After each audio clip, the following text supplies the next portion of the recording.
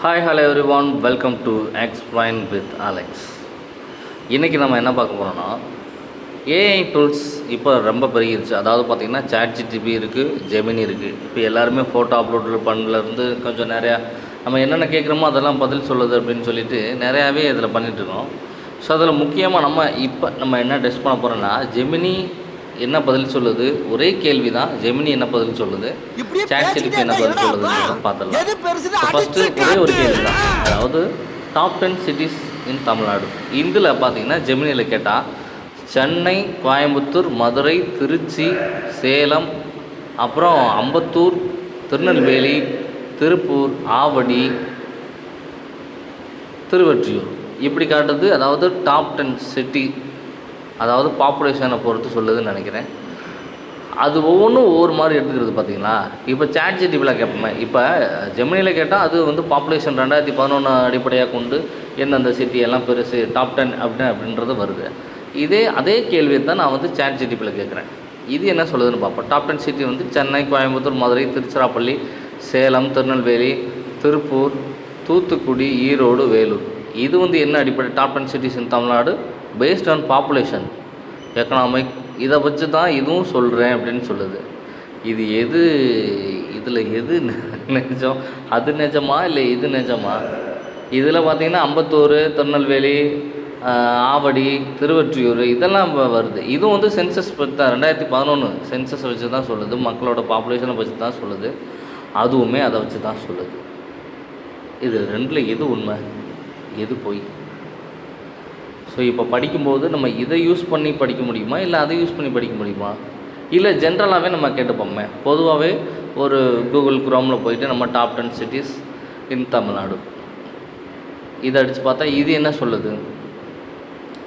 So இங்கேயும் பார்த்தீங்கன்னா இங்கே என்ன, சென்னை, கோயம்புத்தூர், மதுரை, திருச்சிராப்பள்ளி, திருப்பூர், சேலம், ஈரோடு, திருநெல்வேலி, அப்புறம் வேலூர், தூத்துக்குடி, திண்டுக்கல், தஞ்சாவூர், காஞ்சிபுரம், கடலூர். ஸோ இந்த மாதிரி நிறையா காட்டுது. இதில் எது தான் நிஜம், எது தான் பொய்? ஆக்சுவலாக ஏஐ அப்படின்றது நம்ம ஒரு டூல்ஸ் மாதிரி தான் யூஸ் பண்ணிக்கணுமே தவிர அதுவே நம்பக்கூடாது. ஒரு சில கொஞ்ச நாளைக்கு முன்னாடி கூட சொன்னாங்க, ஸோ ஏஐ வந்து முழுசாகவே நம்பாதீங்க. அதை பற்றி ஒரு அளவு சும்மா தெரிஞ்சுக்கலாம், ஒரு சின்ன விஷயத்தை கற்றுக்கலாமே தவிர அதுவே நம்ம முழுசாக நம்பி இறங்கினோம்னா கண்டிப்பாக அது எங்கேயாவது கொண்டு போய் தான் விடும். அது இப்போல்லாம் எப்போவுமே அதே தான்.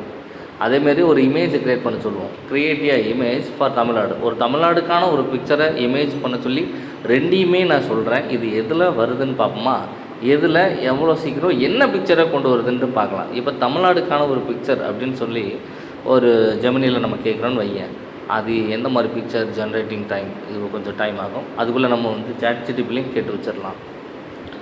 Create a image in Tamil Nadu for Tamil Nadu போட்டோமா. இப்போது ரெண்டுமே ஜென்ரேட் ஆகிட்டு இருக்கு. பார்ப்போம் எது என்ன இமேஜை கொண்டு வருதுன்னு. ஜெமினியில் ஒரு அழகான தமிழ்நாடுனாலே அது ஒரு கோயில் நகரம், ஒரு கோயிலோடு சேர்த்து எடுத்துகிட்டு வருது.